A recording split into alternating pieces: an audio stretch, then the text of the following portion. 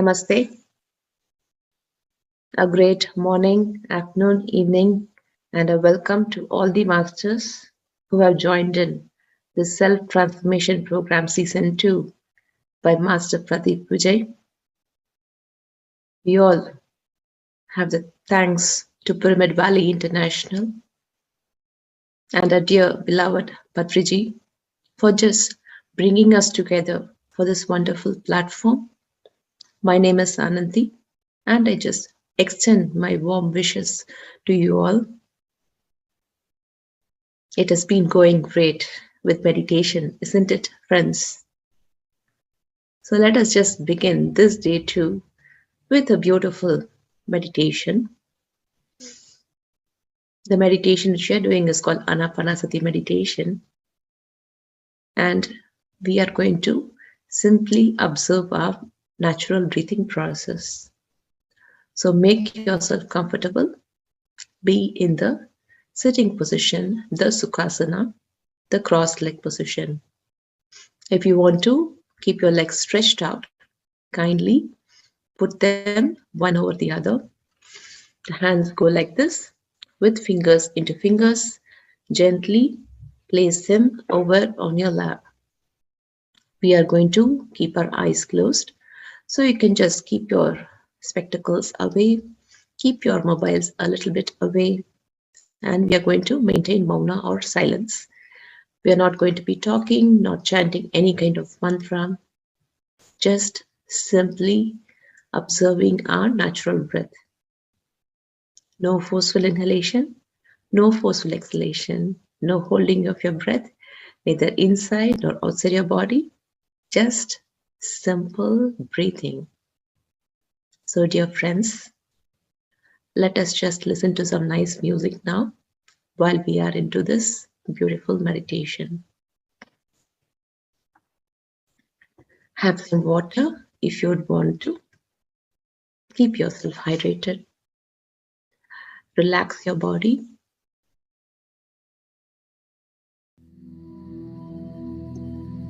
We are going into a beautiful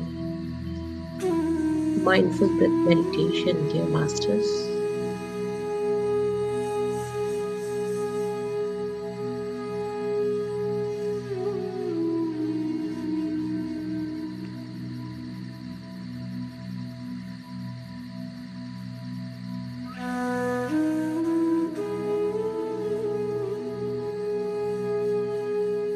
Gently be seated. Keep your legs crossed. Clasp your hands, eyes closed. Maintain mauna or silence and gently observe your breath.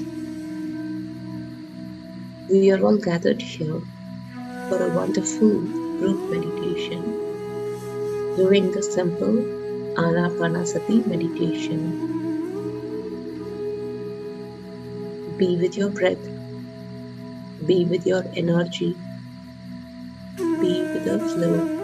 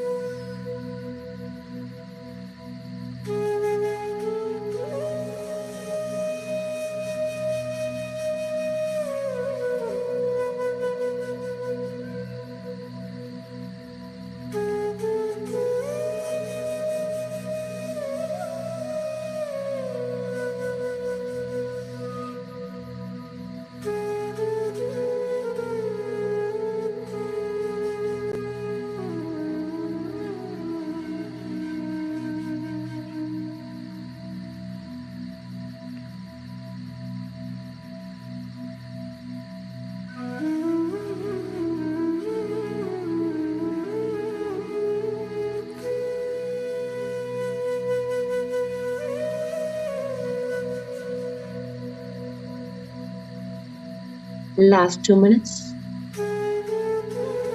Continue to observe your breath. The simple, easy breath.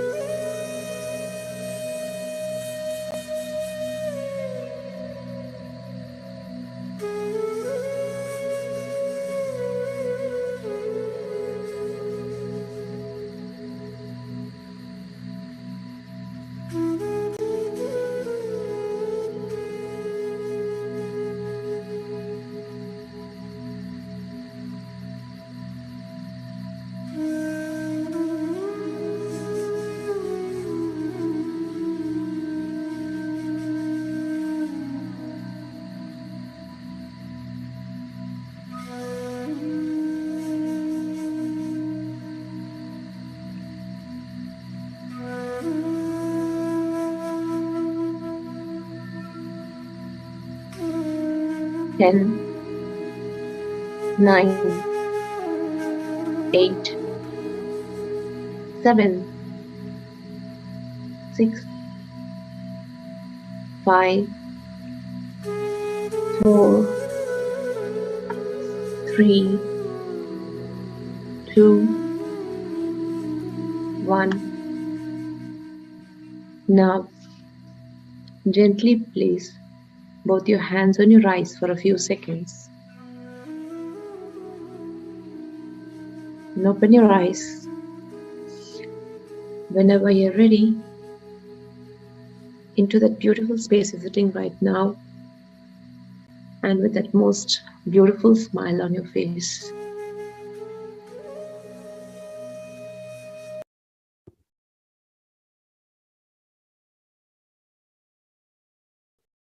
Dear friends, I hope you all had a beautiful session of meditation.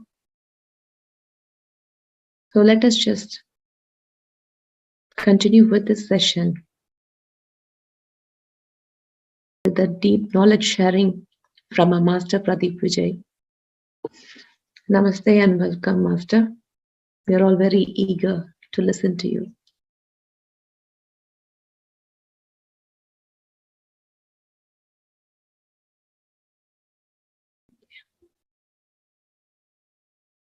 I think there is some issue. Let me just try to sort it out.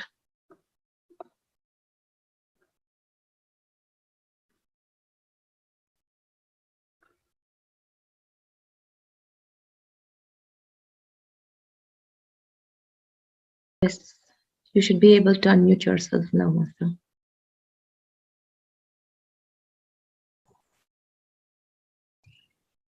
Okay, namaste everyone. Morning to all. So you've done a wonderful meditation. Thank you, Anandi Madam, for this beautiful meditation. Today is a very important topic, the topic which is going to change our lives. So let us drink some water, stretch yourself, take a pen, notebook, and be prepared.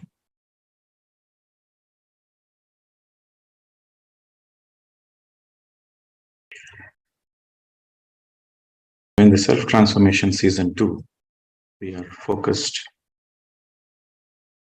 on transformation.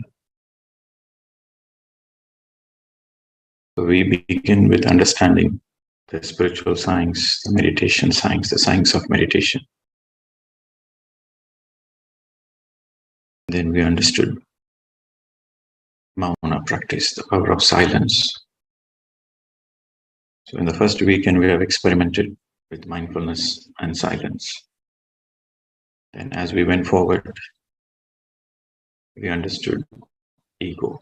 We discussed extensively about our false identities and why it is necessary to be authentic if you want to live a happy life. So we discussed in detail about ego and authenticity.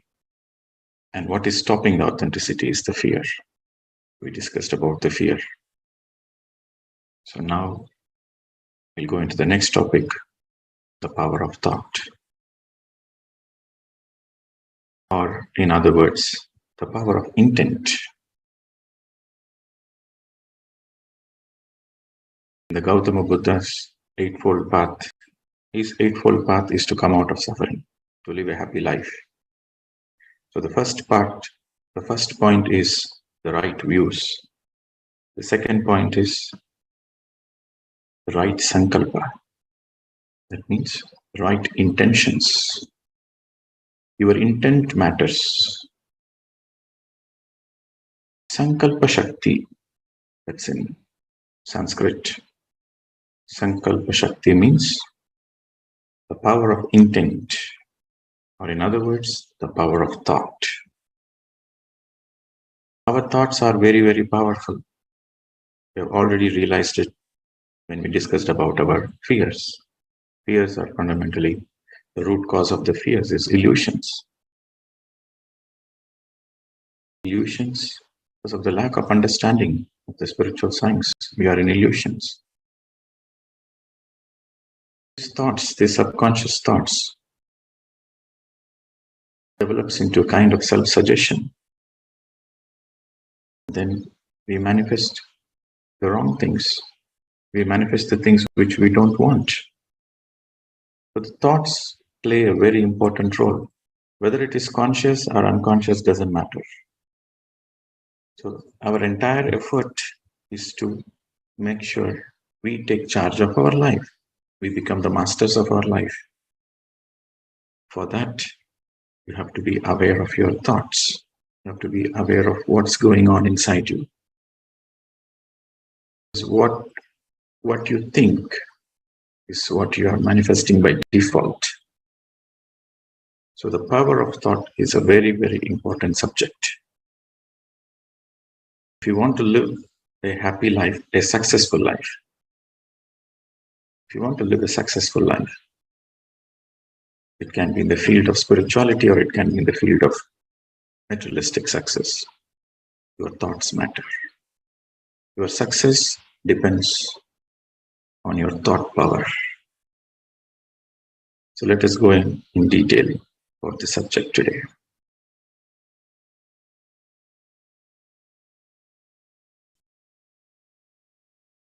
Power of thought. This is the most important theme. This is the most important topic in spiritual science. So you might ask, every time you give a topic, you say it is very important. Yes, that is the beauty. Everything is connected to everything. You would have seen the flow. Meditation is important, mindfulness is important, mauna is important, and everything is connected. And ego, fear, to be authentic. What stops to be authentic is the fear. And how to be successful in life. Again, we need to have the right understanding. So everything in the field of spirituality, everything is connected to everything.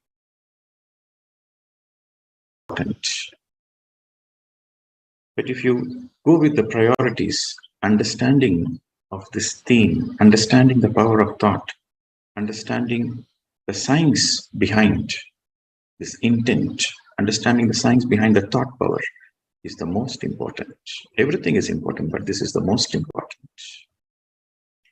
And it is a spiritual law. It is a spiritual law in the human life to be understood, for the humanity to raise its consciousness.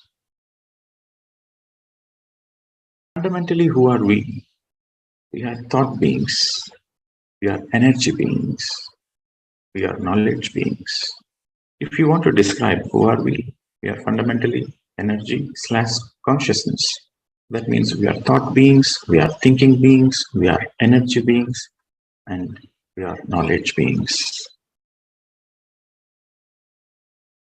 We are all a speck of consciousness. We know that we are Atma and we have come from the Purnatma or Paramatma. We are all a speck of the consciousness, like the rays of the sun. If the sun is Paramatma and the rays coming out of the sun is the Atma. And consciousness expresses as thought. This is the most important point you have to understand. Consciousness functions as thought. Consciousness expresses as thought. This is the field of enlightenment. If you understand this, then you are in the field of enlightenment. So to make it easy, simple, truth is always simple. It is the which complicates. So let us understand the beauty, the simplicity of the truth. We all know matter is energy, energy is matter. E is equal to mc square. Einstein. E is equal to mc square. Energy is equal to matter. Matter is nothing but energy condensed. When the energy gets focused, when the energy gets condensed, it becomes matter. This is the field of quantum science. And where does that energy come from in the first place? The energy comes from your thought. And where does the thought come from? The thought is the function of your consciousness. This is the field of enlightenment. The thought functions as consciousness. The thoughts are radiating from the consciousness. The thoughts are generated from the consciousness. This is the field of enlightenment, my dear friends. So by understanding the field of enlightenment, naturally you dissolve your ego, your personality. And there is liberation. Liberation means you are free. It's a freedom. Freedom from all the pain and all the suffering. There's no more suffering. That is mukti, moksha, freedom, liberation. So the thought is a function of consciousness, and the energy generated by the thought, wherever is our attention, we have discussed about in the mindfulness, where our attention goes, our mind goes. And that's where the energy is generated. That's where the energy flows. So this is spiritual science. This is the field of spirituality.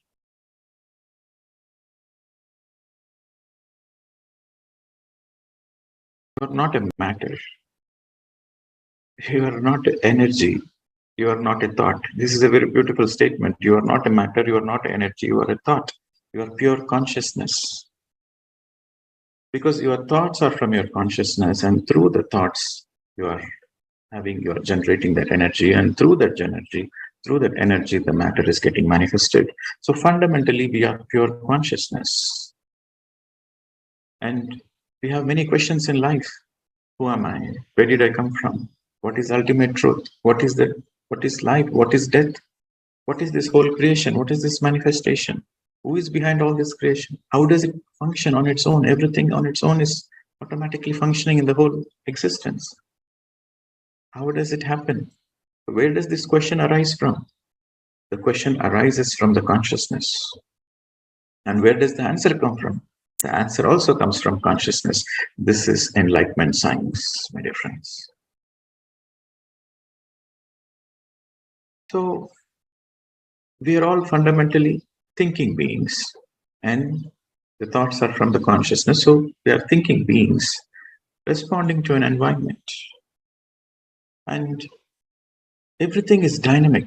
You see, in this creation, the earth is rotating around the sun. The sun is rotating around the greater central sun. If you see the whole cosmos, everything is dynamic. Everything is in a constant flux. Every aspect of the creation is moving. Nothing is static. And that is the beauty of life. Everything is dynamic. Every moment is a new moment. So when we spoke about mindfulness, we discussed that we should have a beginner's mind. We should let go of our old ideas, because every moment is an opportunity for something to be new. when everything is dynamic and our thinking, how do we respond? How does a being respond to a particular situation? It depends on the knowledge of the particular person. It depends on how much energy he has. And also it depends on the thought quality of a particular person. Before we can think about Sankalpa Shakti, we should also understand what is Sankalpa Shuddhi. First comes Sankalpa Shuddhi, then comes Sankalpa Shakti. Sankalpa Shuddhi means there is no negativity. Your thoughts are pure and it's always progressive. It's not going backwards. Right sankalpas, the right intent. Sankalpa Shuddhi refers to your mind is not wavering. Your mind doesn't go in multiple directions. You are focused and you don't step back. There is no one step forward, there is no two steps backwards. And what you want, you are 100% focused on that. There is no diversion in your thoughts. So when you're 100% focused, when you absolutely know what you really want, and when you're able to focus on that single point agenda, then there is Sankalpa Shuddhi. There is no Vikalpa, there is Sankalpa Shuddhi. So that is the first, and then comes Sankalpa Shakti. So the law of intent and effect, or in other words, as you intend, so would be your effect. Or in other words, what you think, so you become. What you think, so you become. So the intent is in our mind, the effect is in our environment, the outer manifestation. And these days the topic of manifestation has become very popular. Manifestation. Everywhere there is manifestation. It's become very popular. Yes, manifestation is a beautiful science, but you have to understand it in a proper way. You have to understand 360 degrees. If you don't understand the science behind the manifestation, then you end up having the consequences. You have to suffer. So tomorrow we will discuss in detail about manifestation and its consequences. But today, let us focus on understanding the science behind the power of intent, the power of thought.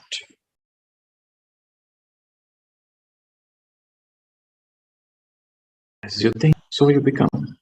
This absolute truth.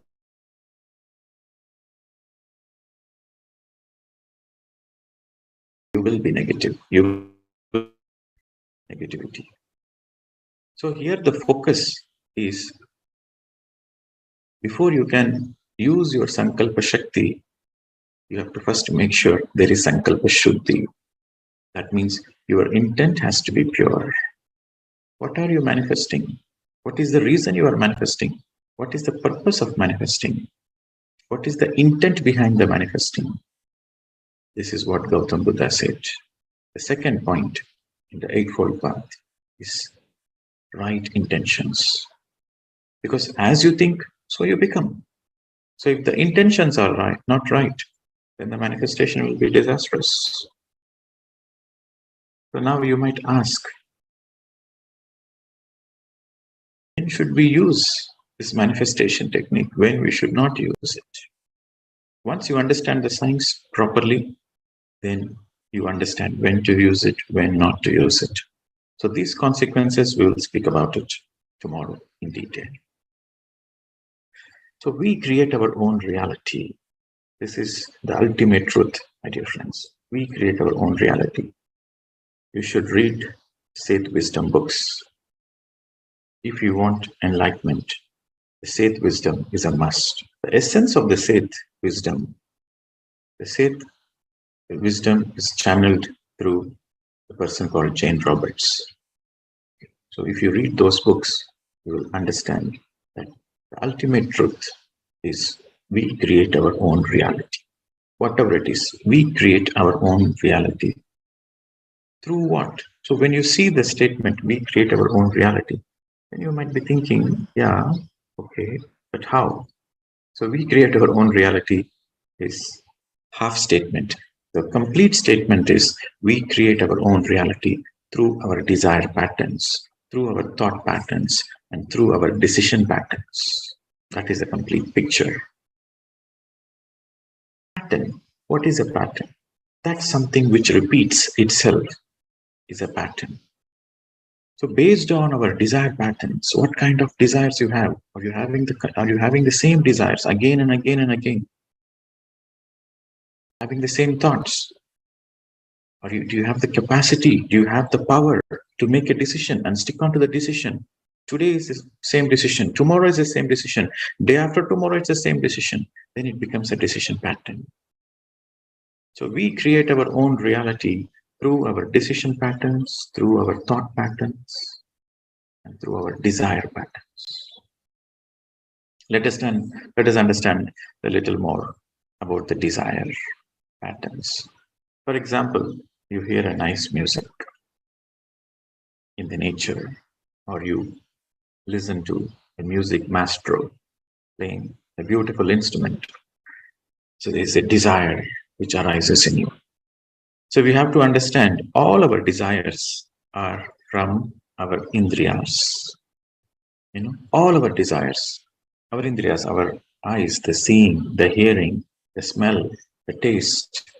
For example, when you eat a delicious food, a tasty food, then when you enjoy that food, a desire arises. Because this tasting of the food is through your indriyas. Then the desire comes that, yes, I have to learn that cooking. Every day I have to eat tasty food.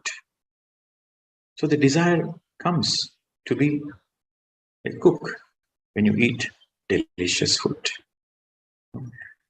When you listen to Jesus Christ using your ears, when you listen to Jesus Christ, when you listen to Gautama Buddha's teachings, then a desire arises within you. I want to be like that. I want to be like a Christ. I want to be like a Buddha. I want to radiate my true potential. I want to live my true potential. I want to live a happy life like a laughing Buddha. I want to live a happy life. 24/7, I want to be happy. So that desire happens when you see an enlightened master. So all the desires are from your indriyas.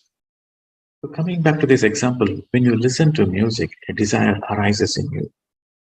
Then your thought pattern is captured by the desire.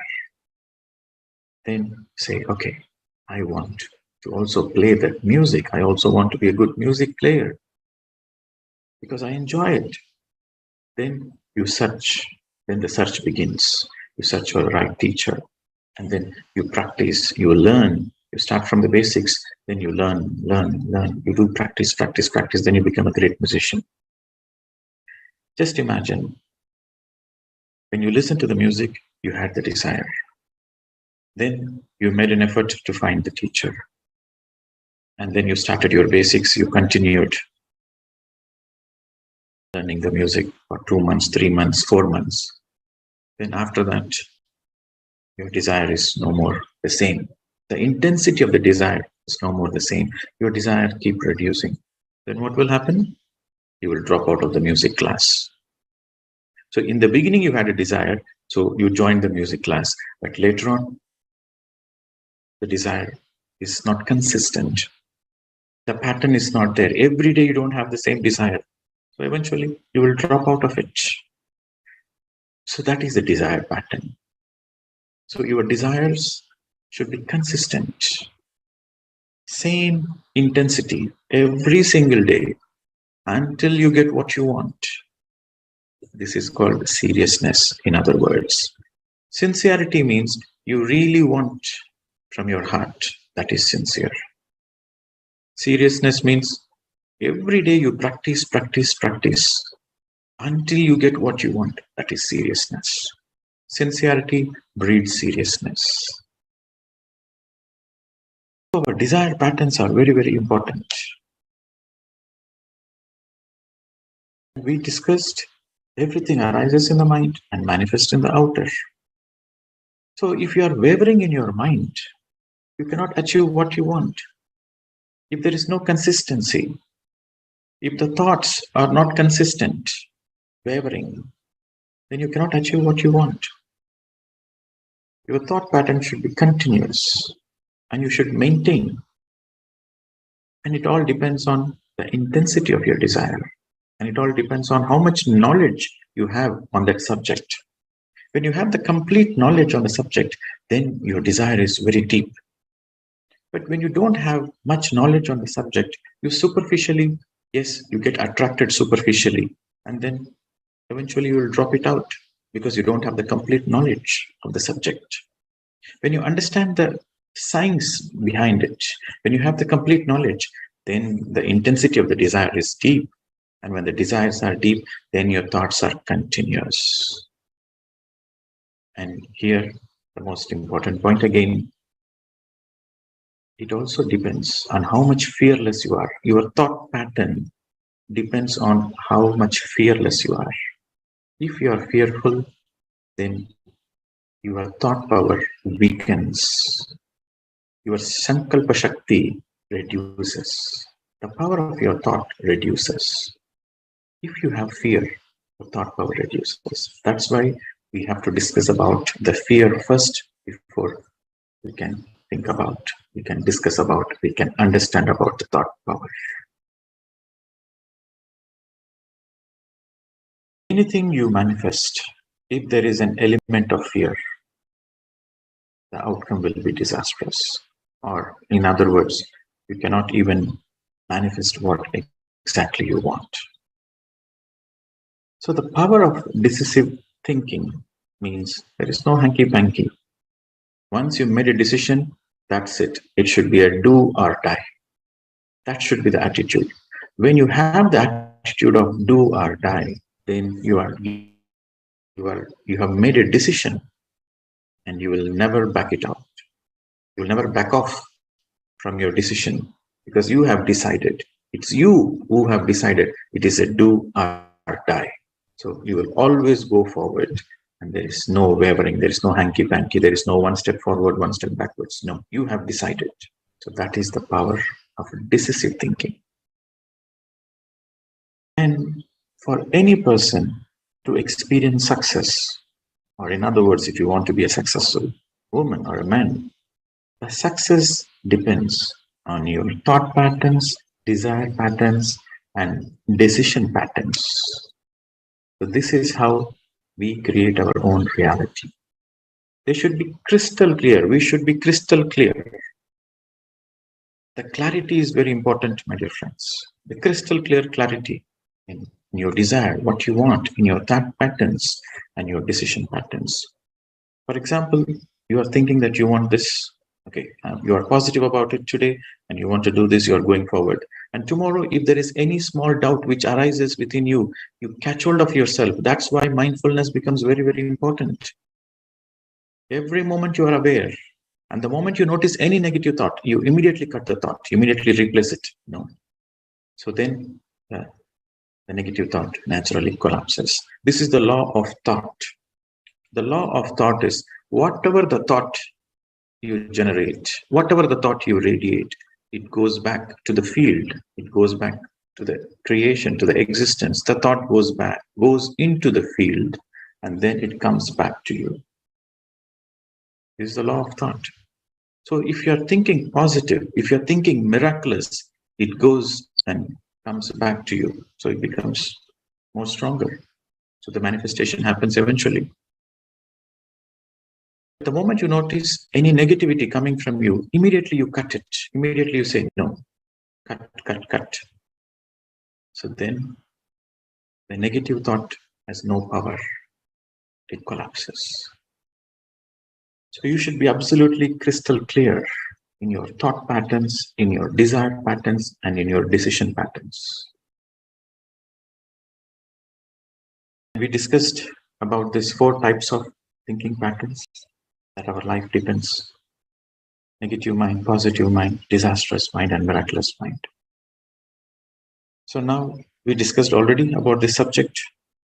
Your life depends on your mindset. So now you might say, okay, sir, we have understood. We have understood the Sankalpa Shuddhi. We have understood the science of enlightenment. So we understood the quantum science, enlightenment science. We have understood all the things. So we have understood that matter is nothing but energy manifested. And the energy comes from our thought. And the thought is nothing but the function of the consciousness. And we are pure consciousness. We understand all those things. But what to do? We understand all these things. How do we increase our Sankalpa Shakti? What should we do to make sure our decision patterns, our thought patterns, and our desire patterns are intact? So the first is meditation. The first point is meditation. It becomes very, very, very essential. And you might say, okay, we are beginners of meditation. We are not used to do that intense meditation. We just started, only started few months. So then how can we make sure we are continuing the meditation with great intensity? So before the step of meditation, silence, mauna, practice of silence helps a lot. The more you practice silence, the more you conserve your energy. Silence simply means there is no verbal diarrhea. You don't speak unnecessarily. You don't waste your energy. Your mouth is shut all the time. You don't speak a single word unnecessarily. That is very important if you want to conserve your energy. In the beginning stages of the spiritual journey, it is very important. You have to conserve a lot of energy, cosmic energy, prana. The more you conserve the energy, the more it helps you to reach a greater level of understanding of life. Your consciousness expands. So the more you reach greater heights of consciousness, the more it helps you to reach further. So you have to be very careful with your energy. You have to be very careful with what kind of food you are eating. You have to be very careful with your words. You have to be very careful with your actions. So when you do this, you conserve the energy. So the practice of mindfulness and the practice of mauna, these two things conserve your energy. And when you practice meditation, you maximize your energy. And with the right understanding of spiritual science, so first comes the conserving energy part through the practice of silence and mindfulness. You see, Buddha, when Gautama Buddha was traveling from village to village, town to town, and he was teaching, spreading his teachings.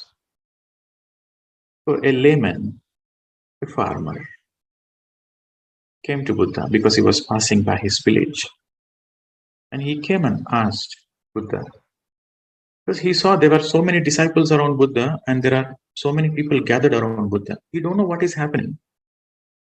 So he's curious to know what is happening. So he went and he was peeping through to just out of curiosity to know what is happening. And he understood that there is something spiritual discourse is happening. They are speaking great things. They're speaking about enlightenment science. But he doesn't understand anything. He's a layman, just a farmer. So he went and asked Buddha, Swamiji, I don't understand all those things.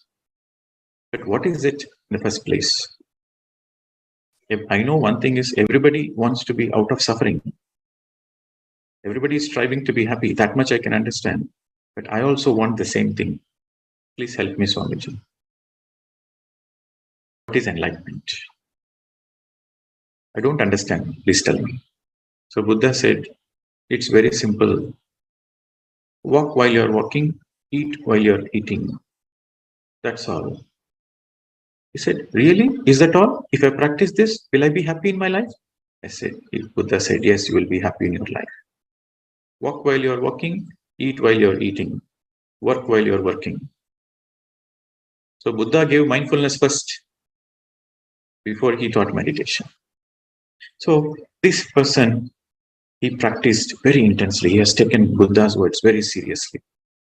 And he has absolutely, totally followed this. He was totally involved in. While eating, he's only eating. While working, he's only working.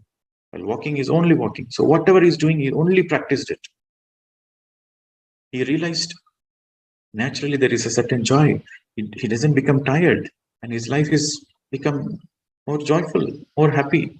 There is a huge shift in his life. He practiced it for 6 months. Buddha was passing by the same village again. He wanted to go and meet Buddha. Then he went. He said, Swamiji, I practiced whatever you told me. I practiced it. And I'm so happy now. I'm so energetic. My life has transformed. There is a 180-degree change of my life. Thank you very much. But I have a small question. Even though I'm feeling energetic, even though I'm feeling happy, I feel there is something missing inside me. There is a small vacuum inside me. I don't know what is it. I don't know how to express it, but I feel incomplete. Then Buddha said, now you are ready for meditation. Come, sit, close your eyes, observe the breath. Finished. So mindfulness becomes very, very essential to prepare yourself for enlightenment. To conserve, the more you practice mauna, the more you practice mindfulness, the more you conserve the energy. The great master Meher Baba, he practiced mauna for 40 years. So every religion emphasized on mauna, especially Jainism, they emphasize on mauna. Mahatma Gandhi, he used to practice one day mauna. In spite of all his busy schedules, he decided that one day per week I will be in mauna. Why? To face the mighty British Empire, he needs a lot of energy, willpower. So he has to conserve that energy through that mauna. So that one day practice of mauna gave him all the energy to face the British for the rest of the week. And he eventually succeeded to throw the British government out. So if you want the Sankalpa Shakti, the first is mauna and mindfulness. Then comes meditation. Sincere meditation. Every day, sincere and serious meditation. And finally comes understanding the science, understanding the proper science. If you don't understand the science, then the Shakti is not there. The Sankalpa Shakti is not there. The thought power is not there. Understanding the proper science of it.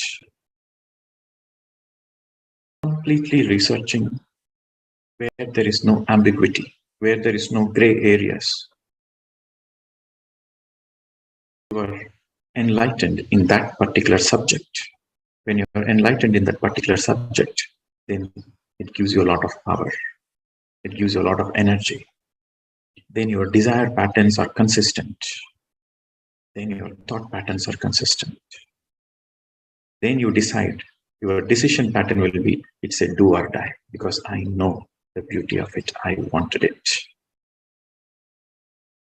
So, first, mauna, mindfulness. Second, meditation. The third is understanding the science behind it. When you have all those aspects, then your power is to the peak. Your Sankalpa Shakti is highest. Then you can manifest whatever you want. Any place, anytime, in any worlds, in any dimensions, you can manifest whatever you want. This is the truth, my dear friends. This is a subject of great depth. So tomorrow I will take you into further aspects, understanding the science. When to use, when not to use. Because when you have power, power comes with a responsibility. If you misuse it, you have to face the consequences. So that we will understand it tomorrow. But I want to make sure whatever we discussed so far is clear. It should be crystal clear. So we'll take 1 or 2 questions and we'll conclude the day. If you have any questions, please raise the hand.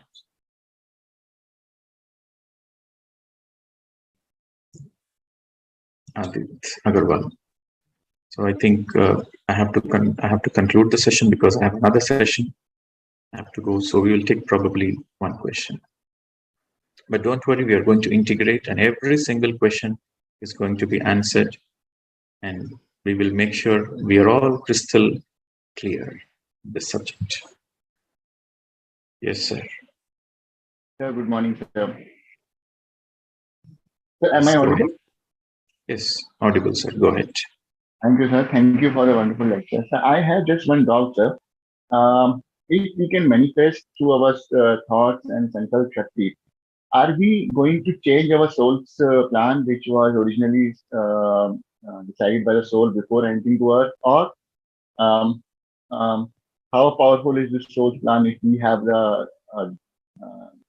Okay. So in other words, you are simply asking, yes, sir, the soul knows, the soul would have planned something in the higher planes, in the causal worlds. Before the incarnation, the soul would have meticulously planned every single thing with the help of spirit guides. And after coming here, we use our Shankalpa Shakti to manifest this and that. So do we change the course of our plan? And what happens if we change the course of the plan? So that's your question. So this is exactly precisely what we are going to discuss tomorrow, the consequences of manifestation. Okay, so hold on to it till tomorrow. You will understand this question. Okay. Thank you. It's a very beautiful question. This is what we will be discussing tomorrow. Yes, sir. Shiva. Yeah. Good morning, Pradeep Vijay. Yes, sir. Good. Yeah, you were explaining the steps of enlightenment. Okay. In that, I was just writing down. Mindfulness was the first step, and then silence and meditation, or silence is a part of meditation. No, I was explaining that Buddha gave mindfulness first for a layman. Yes. And then he taught meditation.